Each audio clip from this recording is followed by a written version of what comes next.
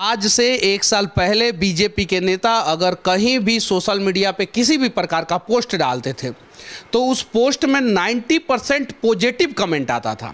आज के समय में बिहार बीजेपी का कोई भी नेता सोशल मीडिया पे किसी भी प्रकार का पोस्ट डालता है तो उसमें 90% निगेटिव कमेंट आता है कि रोहिणी आचार्य जो इनकी बहन है वो वहाँ सिंगापुर में 7 समंदर पार बैठ करके सरकार चलाने की कोशिश कर रहे हैं और उनके जीजा जो हैं मीसा भारती जी के जो हस्बैंड हैं शैलेश यादव, वो चाहते हैं कि अब सरकार तो भाई अब मेरे पॉकेट में है। अब नीतीश कुमार जी 2015 में आप लोगों को धोखा दिए थे, फिर उनके साथ डाइवोर्स होने के बाद यानी तलाक होने के बाद फिर आखिर आप लोगों ने समझौता क्यों किया? यहाँ पर तो ये जो पूरा खानदान है लालू जी का, वो लालू जी से आप लेकर के चलिए और आने वाला जो जनरेशन उस सबके ऊपर ईडी है, सबके ऊपर सीबीआई में चल रहा है केस। कुछ केस में ये लोग जो हैं आईआरसीटीसी घोटाला में यहाँ के उप मुख्यमंत्री बने हुए हैं, उनके ऊपर जो है उन बेल पर वो बाहर हैं। बीजेपी के दूसरे नेताओं के बच्चों का तस्वीर क्यों नहीं वायरल किया गया? बहुत सारे बीजेपी के नेता के बच्चे जो है पॉलिटिक्स में एक्टिव हैं। जानता हूँ कि भारतीय जनता पार्टी से अलग होकर के आप बहुत खुश होंगे क्योंकि आपको वहाँ बहुत सम्मान मिला है। कल ही एक वीडियो हम लोगों ने देखा है कि किस प्रकार की भाषा का प्रयोग तेजस्वी तेज प्रताप आपके लिए करते रहे और आज राष्ट्रीय जनता दल ने आपको कितना अलंकार लगाया है। दिल्ली में मनीष सिसोदिया पे सीबीआई का रेड पड़ा है, बिहार में नेताओं के ऊपर कब सीबीआई का रेड पड़ने वाला है?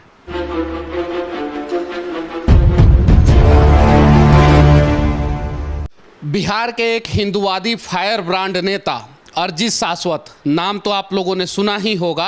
अभी बवाल और विवाद इनके नाम पे मचा हुआ है। अश्विनी कुमार चौबे जो मंत्री हैं उनके ये बेटा हैं और उनके एक निजी कार्यक्रम में इनकी तस्वीर ली गई थी और उसे वायरल किया जा रहा है और उसे जोड़ के तेजस्वी और तेज प्रताप के कार्यक्रम से देखा जा रहा है। इन सब चीज़ों पे आज इनसे चर्चा करेंगे और जानने का प्रयास करेंगे। साथ में वंशवाद और सरकार बीजेपी की क्यों बिहार से चली गई उस पर भी बातचीत करेंगे। बेरोजगारी, महंगाई, उस पर भी बातचीत करेंगे। सबसे पहले सच तक न्यूज में आपका स्वागत है। बहुत बहुत धन्यवाद। नमस्कार। आपके नाम पे बवाल और विवाद अभी क्यों मचा हुआ है? कुछ दिन पहले भी मचा हुआ था, नीतीश कुमार जी ने आपको जेल में भी डाला था। देखिए, अभी जो मैं तो यही कहूँगा कि ये ना विवाद का विषय था और इस पर बवाल तो बिल्कुल ही नहीं मचना चाहिए, लेकिन क्या है, खिसियानी बिल्ली खंबा नोचे, ये जो मुहावरा है बिल्कुल सिद्ध होता है और सही प्रतीत होता है राष्ट्रीय जनता दल के दोनों नौनिहालों के लिए। ये जो तेजस्वी और तेज प्रताप हैं, क्योंकि जैसे ही मंत्रालय का बैठक प्रारंभ होता है, नए मंत्रालय है, स्वाभाविक है कि विभाग जो है वो बैठक करेगा, समीक्षा बैठकें होंगी, कैसे कार्य योजना है ये तैयारी होगी, जो एक प्रोसेस है। हम सभी लोगों ने देखा, ये कोई मैं नहीं बोल रहा हूँ, या आप भी बोल रहे हैं, कि उस विभागीय बैठक में जहाँ पर डिपार्टमेंट के सेक्रेटरी बैठते हैं, एडिशनल सेक्रेटरी रहते हैं, बाकी विभाग के अधिकारी होते हैं, मंत्री होते हैं, उस बैठक में कोई भी परिवार का परिजन, भाई बहन, जीजा और आपके विशेष सलाहकार निजी, ये तो हम लोगों ने पहली बार देखा। आपका भी तस्वीर वायरल किया जा रहा है, वो कौन सा कार्यक्रम था? निजी कार्यक्रम था या सरकारी कार्यक्रम था? बड़ा स्पष्ट है उस फोटोग्राफ से ही। अगर आप फोटोग्राफ को देखेंगे तो पीछे उसमें लिखा हुआ है कि वो एक सामाजिक संगठन का कार्यक्रम था, वो कोई सरकारी संगठन नहीं है। गैर सरकारी संगठन के कार्यक्रम में इंटरैक्टिव सेशन है और हम आप बड़े अच्छे से, अगर ये इतना ज्ञान हम लोगों को है। ऐसे तो अनेकों कार्यक्रम में अनेकों नेताओं के बच्चे गए होंगे, लेकिन आपके नाम पे हंगामा क्यों मच गया? यही तो मैं पूछना चाह रहा हूँ कि कितना पिछली बार नीतीश कुमार जी ने आपको जेल में डलवाया था, उसी का बदला तो नहीं ले रहे ना? मुझे पता नहीं कि ये लोग क्या चाहते हैं। मैं तो इतना ही जानता हूँ कि ये कितने पढ़े लिखे हैं, ये इसी से मालूम चलता है कि ये एक साधारण कार्यक्रम को, जो कि बिल्कुल निजी कार्यक्रम था, उसमें आप देख भी सकते हैं कोई सरकारी पदाधिकारी भी नहीं है और ये कोई बताया जा रहा है कि मीटिंग, ये एक कार्यक्रम था, मीटिंग भी नहीं था। 2017 का बिहार इंडस्ट्री एसोसिएशन का एक कार्यक्रम था, इंटरैक्टिव सेशन। अब इंटरैक्टिव सेशन का मतलब होता है कि आदान प्रदान बातों का, विचारों का, उसमें कोई भी रह सकता है। और मैं तो एक सामाजिक और राजनीतिक कार्यकर्ता हूँ मैं तो ऐसे कार्यक्रमों में जाता रहता हूं और कई कार्यक्रम के फोटो आपको मिल जाएंगे तो जिसमें बीजेपी के दूसरे नेताओं के बच्चों का तस्वीर क्यों नहीं वायरल किया गया? बहुत सारे बीजेपी के नेता के बच्चे जो है पॉलिटिक्स में एक्टिव हैं, आप ही के ऊपर टारगेट क्यों किया गया? क्या अरिजीत शाश्वत एक जाना पहचाना नाम है, जाना पहचाना चेहरा है, ये कारण है या कुछ और कारण है? देखिए, कारण तो वही लोग उचित बता पाएंगे, लेकिन मुझे ऐसा लगता है कि ये बार बार इन लोगों को लगता है कि मेरे ऊपर प्रहार करने से भारतीय जनता पार्टी को कटघरे में खड़ा कर पाएंगे। लेकिन बहुत स्पष्ट बात मैं बताऊंगा आपको कि आपको कुछ मिलेगा नहीं। मैंने कल भी कहा है कि 2005 से अभी तक सोशल मीडिया पर मैं एक्टिव रहा हूं। जिस दिन से आया है सोशल मीडिया का ये ज़माना, आप खोज करके निकालिए और प्रोटोकॉल में दिखाइए कि कोई भी ऐसा कार्यक्रम जिसमें सरकारी प्रोटोकॉल लागू हो उसमें हम लोग बैठे हैं तो मान लेंगे। लेकिन अन्य कार्यक्रम तो किसी का भी हो सकता है। कोई दिल्ली में मनीष सिसोदिया पे सीबीआई का रेड पड़ा है, बिहार में नेताओं के ऊपर कब सीबीआई का रेड पड़ने वाला है? देखिए, अगर जो भी व्यक्ति चाहे वो किसी दल में हो, अगर कोई गैर कानूनी काम करता है, कोई भ्रष्टाचार का काम करता है, तो उसके ऊपर बहुत तरह की जो बॉडीज़ हैं, इनकम टैक्स है, ईडी है, सीबीआई है, बहुत तरह का बॉडीज़ है, उसका अपना कार्य करने का अलग ढंग होता है और वो करता है। लेकिन ये प्रश्न वो काम करेगा नहीं, मैं तो आपको बोल रहा हूँ कि ये प्रोसेस है। लेकिन किसके लिए करेगा? जिसके ऊपर उस प्रकार का केस होगा। अब नीतीश कुमार जी 2015 में आप लोगों को धोखा दिए थे, फिर उनके साथ डाइवोर्स होने के बाद यानी तलाक होने के बाद फिर आखिर आप लोगों ने समझौता क्यों किया? नहीं, मैं तो यही मानता हूँ कि उस समय तलाक नहीं हुआ था। उस समय केवल अलगाव हुआ था। और अलगाव जब देखिए, अलगाव जब होता है तो वो क्या बोल के आए थे? कोई व्यक्ति जिसको आपने लगातार 1996 से सम्मान दिया हो और वो 2013 को 16 जून शाम के 6 बजे हमसे अलग हो जाता है ये बोल करके कि यहाँ हमारा मन नहीं लग रहा है, तो हम लोग तो वो अलग रहे 4 साल। लेकिन 2017 में जब उन्होंने कहा कि इस व्यक्ति के ऊपर, तेजस्वी के ऊपर और इसके परिवार के ऊपर और राजद का विशेष रूप से भ्रष्टाचार में ये लोग लिप्त हैं और किसी भी कीमत पर अब भ्रष्टाचारियों के साथ मैं सरकार नहीं चला सकता, तो मैं अलग होता हूँ। 2005 से लेके 2022 के बीच में आप लोगों की सरकार रही और इतना साल में आप लोगों ने एक मुख्यमंत्री उम्मीदवार नहीं खड़ा किया बीजेपी की तरफ से। कहीं नहीं तो कहीं ये बीजेपी की कमजोरी नहीं दर्शाती है एक बड़ा राज बिहार में? देखिए, मैं यही कहूँगा कि जब गठबंधन धर्म का पालन होता है तो कोई एक व्यक्ति ही नेता होता है और ये भारतीय जनता पार्टी और जो घटक दल हैं वो मिल करके नेता तय करते हैं, करते आए। मैं ये भी कहूँगा कि भारतीय जनता पार्टी के पास हर जाति समाज के नेता उपलब्ध हैं। लेकिन अगर हम यहाँ अलग से चुनाव लड़ रहे होते, बिहार में अगर हमारा केवल एक दल चुनाव लड़ रहा होता तो हमारे बहुत सारे नेता हैं। अच्छा, अकेले चुनाव आप लोग बिहार में जीत सकते हैं क्या? क्यों नहीं जीतेंगे? आप देखिए, मणिपुर अकेले लड़े थे तो 55 सीट आया था पिछली बार 2015 में। मैं आपको वही बता रहा हूँ कि बहुत सारा ऐसा राज्य, उत्तर प्रदेश में भी पहले अकेले लड़ चुके हैं, कम सीट आए थे, लेकिन आज अपनी सरकार है वहाँ पर। मणिपुर में, असम में, नागालैंड में हमारी सरकारें हैं, तो लड़ने में कोई दिक्कत नहीं है। और यहाँ पर हम लोगों की तैयारी जो है बूथ लेवल का, कोई आज नहीं। कहाँ से चूक हो गया कि नीतीश कुमार जी आप लोगों को छोड़ दिए? अभी नीतीश कुमार जी को पता नहीं क्या लगता है कि जैसा उन्होंने कहा हम लोगों ने भी तो सुना। अच्छा, आपको जेल में क्यों डलवाए थे नीतीश कुमार जी?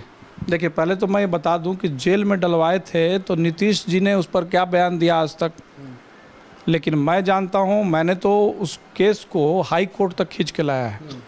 वो सिविल कोर्ट का केस था और उस समय भी हमने एक बात कहा था कि ये बात को समझ लेना चाहिए कि हमारा उसमें कोई दोष है भी कि नहीं है, क्योंकि केस पूरा फैब्रिकेटेड है। अगर हम किसी के ऊपर कोई आरोप लगाता है तो वो सामने आके लगाएगा, कोर्ट में जाके लगाएगा, एफआईआर दर्ज करेगा। किसी ने दर्ज नहीं किया है, थाना ने दर्ज किया है। मुंगेर में जो गोली कांड हुआ था, आरसीपी सिंह की जो बेटी हैं एसएसपी लिपि सिंह, उन्होंने गोली चलवाया था जिसमें 4 जो है लोगों की, श्रद्धालुओं की मौत हो गई थी। अब आरसीपी सिंह को बीजेपी किस प्रकार से एक्सेप्ट करेगा? देखिए, जहाँ तक मेरे नॉलेज में है, मुंगेर में भी उस समय गया था, उस बच्चे के घर पर भी गया था जिसे सर में गोली लगा था और उस परिवार का दर्द भी मैंने देखा था।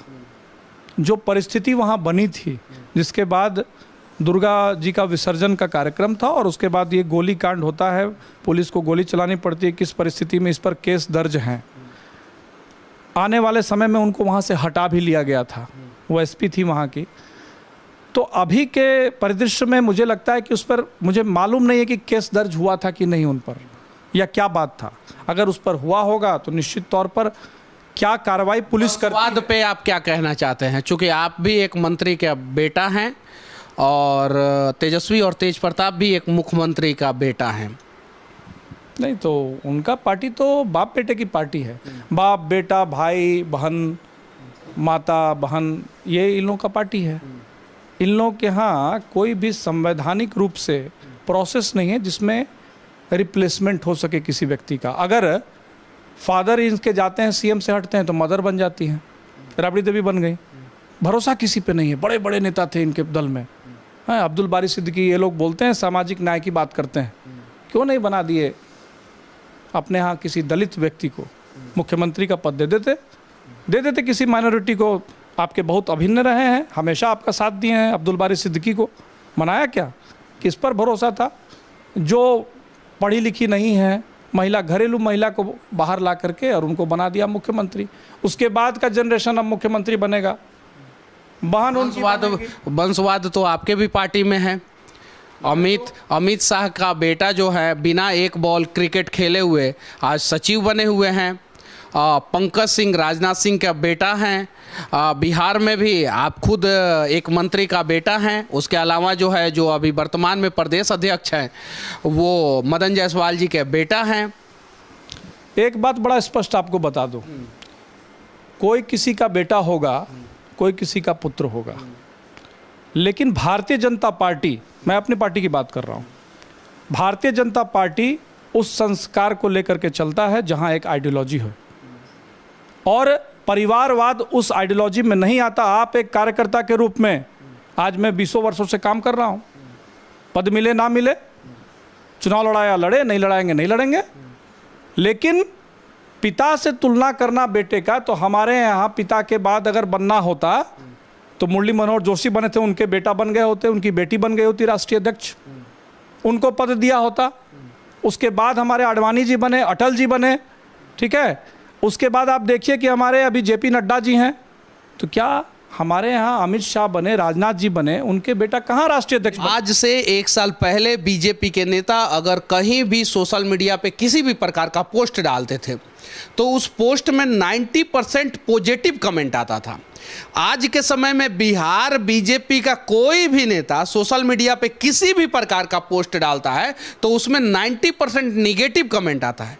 ये 1 साल में इतना बड़ा बदलाव कब, क्यों और कैसे हो गया? चाहे वो आप हो, गिरिराज सिंह हो, प्रदेश अध्यक्ष हो, या किस केंद्र के मंत्री हो, या पूर्व बिहार के मंत्री हो, या 7-7 8-8 बार के विधायक हो, उन सब के फेसबुक अकाउंट को आप चेक कर सकते हैं, वहाँ पे निगेटिव कमेंट का भरमार है। देखिए, मैं तो लगातार सोशल मीडिया पर एक्टिव रहता हूँ, मुझे ऐसा तो नहीं प्रतीत हुआ है कि किसी का भी अकाउंट खोल लीजिए, मोबाइल है, किसी का भी अकाउंट खोल लीजिए। मैं आपको 2 बात इस पर बताऊंगा। मैं खुद आईटी सेवी व्यक्ति हूँ, टेक्निकली मैंने आपसे पूछा ये सवाल। टेक्निकली आपसे मैं बता रहा हूँ। एक तो इसका आकलन इस प्रकार से नहीं होना चाहिए कि 90% या 10%। पहला, हर व्यक्ति जब कोई कमेंट करता है या कुछ अपना पोस्ट करता है तो उसका दोनों पक्ष होता है। आपके विरोधी भी एक्टिव है, वो उस पर निगेटिव ही कमेंट करेंगे, पॉजिटिव नहीं बोलेंगे। ज़्यादा विरोधी एक्टिव क्यों हो गए? तो मैं वही कह रहा हूँ कि अगर ये सोचना कि 90%, मैं ये नहीं मानता। पहली बात, विरोध होना चाहिए, लोकतंत्र है, विरोध कीजिए, लेकिन सकारात्मक विरोध कीजिए, ये गाली गलौज से विरोध मत कीजिए, ठीक है। जय हिंद।